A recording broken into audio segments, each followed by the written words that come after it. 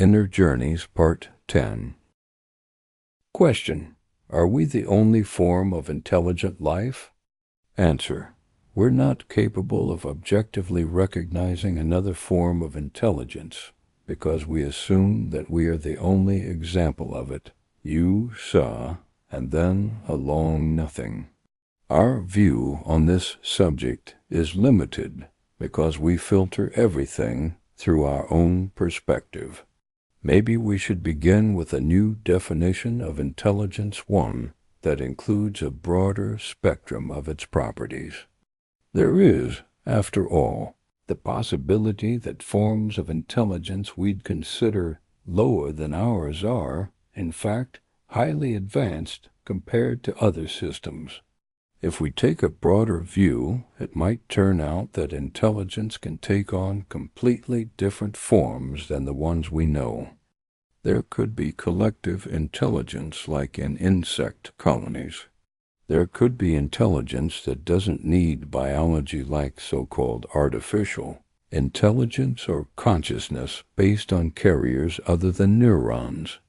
There could also be intelligence we're simply incapable of comprehending because its mode of operation has no points of contact with our own, or maybe life itself is intelligence. After all, every form of life must somehow organize and realize itself, which can be considered a sign of intelligence.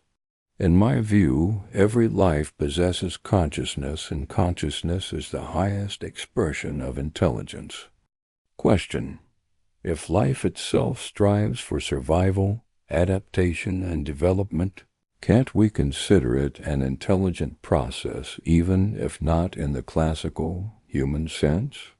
Life builds structures, reacts to change, evolves, and adapts to its environment.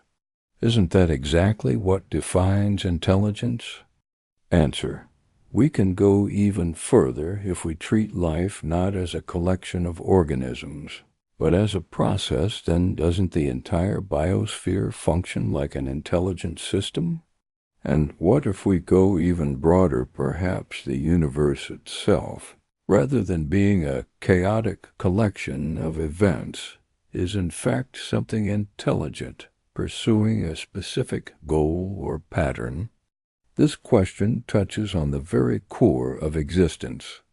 Is intelligence something that emerges from more fundamental processes, or is it a fundamental feature of reality itself? Question: Does the process of the world as we know it have to end? Answer: The universe doesn't have to contain the concept of time or space.